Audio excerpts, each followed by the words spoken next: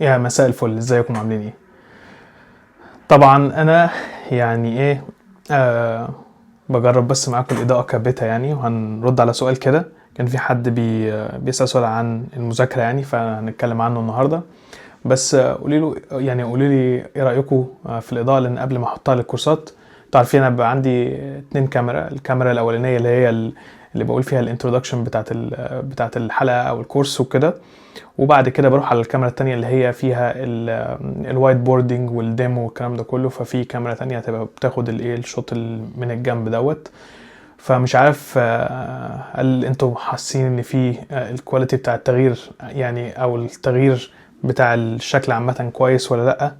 انا كنت عاوز فيدباك منكم برضو، لان انا الحقيقة احب اشكر يعني الذكاء الاصطناعي، لان اديته المساحات بتاعت الأوضة وال واسمه ده وايه الحاجات اللي انا المفروض احطها. طبعا برضو مراتي ساعدتني في الديكوريشن بشكل كبير جدا، هي عشان انا عارف ان انا بحب اللون الاسود، فقلنا نحط الباك جراوند اسود يعني، وساعدتنا ان احنا نجيب الحيطه اللي ورا دي والحاجات دي كلها وبنيناها سوا. والواحد كان يعني ما بين كل بريك كده في الشغل يوم جاي عامل له كام بلاطايه، وبعد كده يرجع يشتغل تاني وهكذا. الدنيا لسه ما كملتش طبعا، في حاجات تانية كتير هتتعمل، ولكن ده بس كلاي اوت.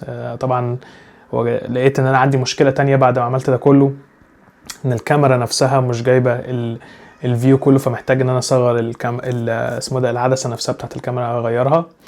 فلسه برضو محتاجة ادرس شوية في الموضوع دوت، ولكن يعني انا حاسس انه الدنيا لحد ما بقت مختلفة شوية. الاضاءة برضو هي الاي اي اللي قايل لي على الريكومنديشنز احطها فين، الكلام ده كله. فمش عارف اذا كان ده برضو شكله كويس ولا لا. مش عارف البتاعة دي هتطلع اصلا بتاعت الاوتو فوكس دي ولا لا. بس طبعا في حاجات عملتها لنفسي، يعني في حاجات عملتها لنفسي، لو يعني في حاجات انا كديكوريشن عملتها لنفسي، وفي حاجات ثواني اصور من الموبايل بتاعه. وفي حاجات تانية طبعا دي دلع لنفسي انا يعني، فاهم؟ ففي حاجات انا حاططها هنا اهوت كديكوريشن، وفي حاجات انا حاططها لنفسي كشكلا. انا بحب الواد بتاع الكراش ده، ولكن اعتقد يعني لما ان شاء الله نجيب انجل مختلفة شوية هتبقى الدنيا احسن. طبعا كلاود وذمو هنا اسمه ده مقلوبة. بس فبوريكم الشوط التاني من الموبايل بقى، فاهم؟ محطها لكم. ولكن ده شكل السين بشكل عام. انا اتمنى ان هو يعجبكم ان شاء الله، وده زي ما انا قلت كده كله عشان خاطر تحس بالمتعه او تبقى مبسوط وانت بتتفرج على كونتنت. وطبعا عشان برضو انا عايز اكمبيت مع الكونتنت او المحتوى الاجنبي، فما ينفعش ان انت تطلع بديكوريشن قليل مثلا او كده. وخاصه انا بقى لي فتره برضو في اليوتيوب، فقلت ان انا لازم اطور القصه ديت. السؤال بقى اللي كان اتسألته من هشام، بيقول هو جاي لي من على قناة اليوتيوب، بيقول السلام عليكم، ازيك يا مو؟ يا رب تكون بخير. اولا في احسن حال. كنت عايز اسالك، انا خلصت معاك الاجر 104 كورس بتاع الاجر 104 والاجر 900، وذاكرت الايزي 700. من رايك سكيل فيرتيكال ولا هوريزونتال؟ يعني اكمل في اجر واشوف اذاكر ايه بعد كده، ولا اشوف اي دبليو اس يعني كلاود بروفايدر تاني، اي دبليو اس او اوراكل؟ من خبرتك ايه الافضل في السوق المصري او العالمي؟ وان شاء الله نشوفك دايما في احسن حال.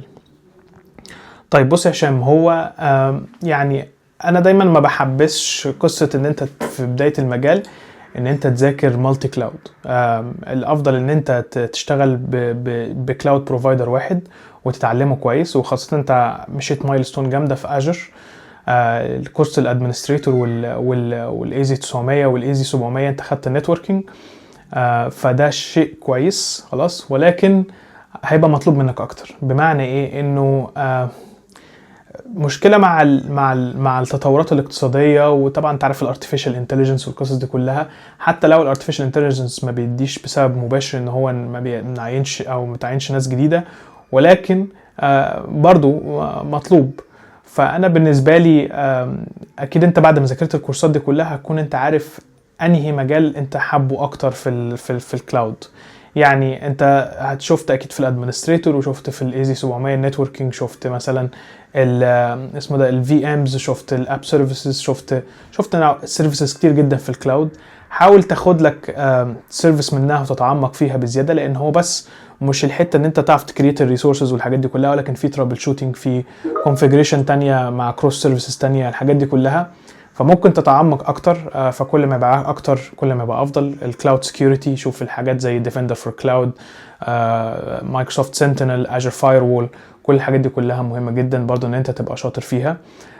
شوف المايجريشنز بتتعمل ازاي تمايجريت من اون بريميسز لكلاود بسيرفيس اسمها اجر مايجريت. فالنصيحه طبعا انا هقول لك ان انت تعمق جدا في الكلاود بتاع مايكروسوفت. مفيش كلاود احسن من التاني، ولكن زي ما انا قلت كده الكلاود اللي هتلاقي فيه محتوى كويس وفيه كورسات كويسه وحد انت بتسمع معاه مبسوط منه، واضح ان انت مبسوط مني يعني، فكمل في الكورسات. فاللي هنصحك بيه ان انت لا كمل في الكلام دوت. زود عليها مثلا ديف اوبس، اتعلم جيت هاب او مثلا اجر ديف اوبس. جيت هاب بالذات انا برجحه دايما عشان خاطر هو كروس كلاود. اغلب الناس بتاعت الاوبن سورس بتحب جيت هاب لان هو يعني بعد طبعا ما مايكروسوفت اشتريته، ولكن هو بيشتغل مع كل الكلاود بروفايدرز. اجر ديف اوبس برضو نفس القصه، ولكن انا شايف ان جيت هاب مستخدم اكتر، وعشان في الانفستمنت كلها رايحه ناحيه جيت هاب كوبايلوت واسمه ده الاي اي بير بروجرامر، ازاي تستخدم الجيت هاب كوبايلوت لايسنسز، الانواع بتاعتها، الحاجات دي كلها، ازاي تستخدم الايجنتيك ابروتش فيرسز البلاننج فيرسز التاسك، الحاجات اللي موجوده في الايجنتيك اي اي في الجيت هاب كوبايلوت. شوف الارتفيشال انتليجنس سيرفيسز، انا كنت عامل كورس يمكن 14 حلقه، ولكن ان شاء الله هنتعمق فيه او هنعمل الكورس ده مره تانية بالانجليزي. واكتشفت انجل مختلفه شويه خاصه بعد ما رحت الرول الجديده في مايكروسوفت، يعني انه الحقيقه ان انا هنطلع شويه كورس اللي هو الاجر اب سيرفيس، اللي هو ازاي تبني ويب سايت على الكلاود بمانج سيرفيس بدل ما تبني باي اي اس او اباتشي على اجر فيرتشوال ماشينز، ازاي تستخدم المانج سيرفيس. ولكن وانا باخد الاونبوردنج بتاعي حاليا اكتشفت انه لا، انه احنا لازم نبقى شطار كمان في الاي بي ايز بشكل قوي جدا. بشوف ان الاساسيات بتاعت ال HTTP وال HTTPS الكلام ده كله اللي هو البروتوكولز وازاي تعمل ترابل شوتنج والحاجات دي كلها، تقريبا ناس كتير جدا مش شاطره فيها. الحته بتاعت اللوجز، ازاي تعمل ترابل شوتنج برضو، ازاي تروح ما بين الاجر اب سيرفيس وهتعتمد بيها او هتعمل انتجريشنز كتير جدا مع الارتفيشال انتليجنس مودلز اللي موجوده على الكلاود بتاع مايكروسوفت. فشايف ان انا هبني البلاي ليست بتاعت الاجر اب سيرفيس دي بشكل متعمق جدا، سيرفيس بحر حرفيا. من بعيد اي حد لما يجي يستخدمها يفتكر ان هي سهله. هي سهله طبعا في كاداره، كان انت مش محتاج تعمل هاي افيلابيلتي، الحاجات دي كلها هي بيلت ان جواها، ولكن فيها رغي، فيها حاجات كتير جدا جوه، وفيها فيتشرز ومميزات كتيره جدا، وفيها ترابل شوتنج تولز مهمه جدا.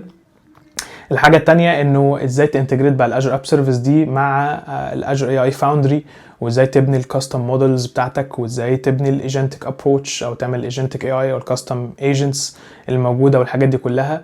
ففي لعب كتير جدا في الحته دي ومطلوبه جدا. فانت لو هنصحك بدل ما تكبر يعني تعمل 2 كلاود بروفايدر، في مثل بيقول لك صاحب بالين كداب يعني. فانت لو ذاكرت AWS ومايكروسوفت، لو انت مش قوي واحد فيهم، زي كأنك كده بتلعب رياضتين، مثلا كونغ فو وكاراتيه او كونغ فو وكورة، بس انت مش قوي في واحدة منهم. فخاصة لو انت لسه جونيور الموضوع هيبقى صعب عليك ان انت كمان تماستر السيرفيسز بتاعت الكلاود.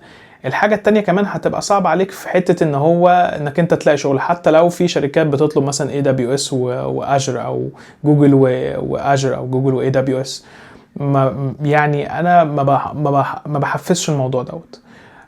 لما تاخد خبرة ان شاء الله وتبقى شاطر، يعني ساعتها بقى ابتدي ايه، كبر الكلاود بورتفوليو بتاعتك، اعمل بقى اشتغل مالتي كلاود والحاجات دي كلها، وكله برضه على حسب الرول والشركة اللي انت هتشتغل فيها. ولكن حتى في اغلب الشركات، مثلا لو انت هتشتغل في شركة زي ماستر كارد ولا الكلام ده كله، هتلاقي دايما بيديك مين كلاود بروفايدر انت شاطر فيه، وممكن اديشنال كلاود بروفايدر، بس دايما بيبقى فيه تيم تاني برضو شغال في كلاود بروفايدر التاني دوت. فالحته دي انا ما بحبذهاش قوي. ولكن لو هتاخد نصيحتي، لا، الكلاود فيه سيرفيسز كتير قوي انت ممكن تتعمق فيها. اجر فيرتشوال ديسكتوب، زي ما احنا قلنا كده، في السكيورتي، الايدنتيتي، اتكلمنا عن حاجات كتير جدا في الكلاود يعني. ففي هو بحر، فانت مش معنى انت خدت الايزي 900 والايزي 700 والكلام ده كله ان انت بتعرف كلاود. لا بالعكس، انت لسه الاون بريميسز مثلا ممكن تتشطر فيه، تشوف مثلا ايه الحاجات اللي موجوده في السوق المصري فيرسس السوق الاوروبي، الحاجات دي كلها.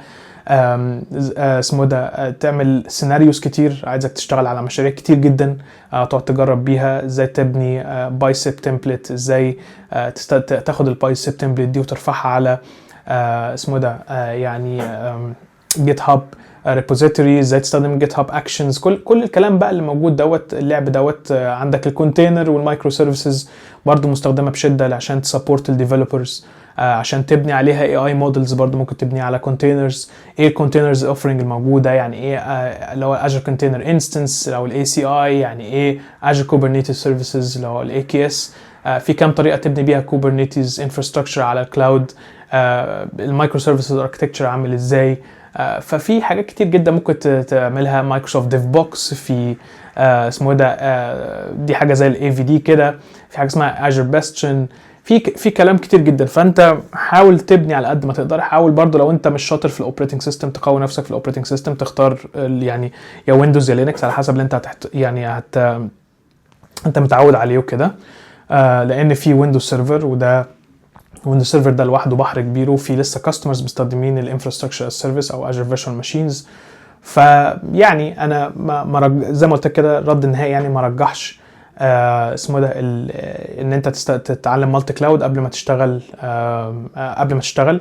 ولكن في النهايه القرار قرارك، ودي وجهه نظر برضو ممكن تكون صح ممكن تكون غلط. ولكن انا بحكم مثلا 14 سنه منهم 8 سنين في الكلاود، لما اشتغلت في AWS انا كنت مركز في AWS طبعا عشان انا شغال في AWS بس لما نقلت على مايكروسوفت اجر او رحت مايكروسوفت، برضو الموضوع ما خدش مني وقت ان انا اتعلم الكلاود التاني، لان كنت اوريدي عندي خبره كبيره في الكلاود الاولاني او AWS. فان انا انقل بس اعمل سويتش كاني بالظبط بسويتش ما بين اندرويد واي او اس. لما كنت بستخدم ابل بعرف استخدمه كويس عشان قعدت بيه سنين كتير جدا، وبعد كده لما نقلت الاندرويد انا عارف يعني ايه موبايل. فالاوبريتنج سيستم مجرد بس انت السيتنجز هنا عامله ازاي، السيتنجز هنا عامله ازاي تعمل مكالمات، ازاي تستخدم هنا الابلكيشن، نظام التشغيل نفسه شكله مختلف، الحاجات دي كلها. فالفروقات بتبقى بسيطه جدا. فانك تنقل من كلاود لكلاود دي حاجه سهله جدا، لكن ان انت تبقى شاطر في كلاود بروفايدر واحد حاجه مش سهله، وهتشوفها عن طريق ان انت تشتغل في وظائف مختلفه. لما تشتغل سيستم ادمنستريتور هتبقى عندك عدسه معينه، لما تشتغل مثلا بروفيشنال سيرفيس انجينير وتروح تسطب عند الكاستمرز هيبقى عندك عدسه اكبر شويه وفيها ديبث اعلى. لما تشتغل مالتي كلاود كونسلتنت برضو مختلفه. لما تشتغل في مثلا مايكروسوفت هيبقى عندك حاجه مختلفه. لما تشتغل سولوشن اركتكت زي حالاتي كده هتلاقي ان في عدسه ثالثه، ولكن هتلاقي ان النولج بتختلف من كل تيم للتاني اللي انت هتشتغل فيه. التيم الجديد ده مثلا انا رحته اسمه اللي هو الكاستمر اكسبيرينس او الادفانس كلاود انجينيرنج، انا بشتغل دايركت مع الانجينيرنج مثلا. فهتلاقي ان انا في دلوقتي بقيت اشوف ان السيرفيسز دي بقى ليها تعمق مختلف وليها ترابل شوتنج مختلف وانترنال تولز مختلفه وحاجات كتيره جدا. فكل ما تعرف اكتر، ده وجهة نظري، كل ما هيبقى افضل في سيرفيس معينه لحد ما يطلب منك من الشغل، او العكس ان هو يقولك والله اعرف كلاود تاني، فساعتها انت ممكن تعمل دوت. بس فاتمنى اكون رديت على سؤالك، وقولوا لي برضو ايه رايكم في الباك جراوند، لان ده اول تصوير انا بصوره بالباك جراوند الجديده. ولو في اي مقترحات برضو، حد عنده خبره في الاضاءه في الحاجات دي كلها، يعني يا ريت تسيبوها لي برضو في الكومنتات. يلا سلام.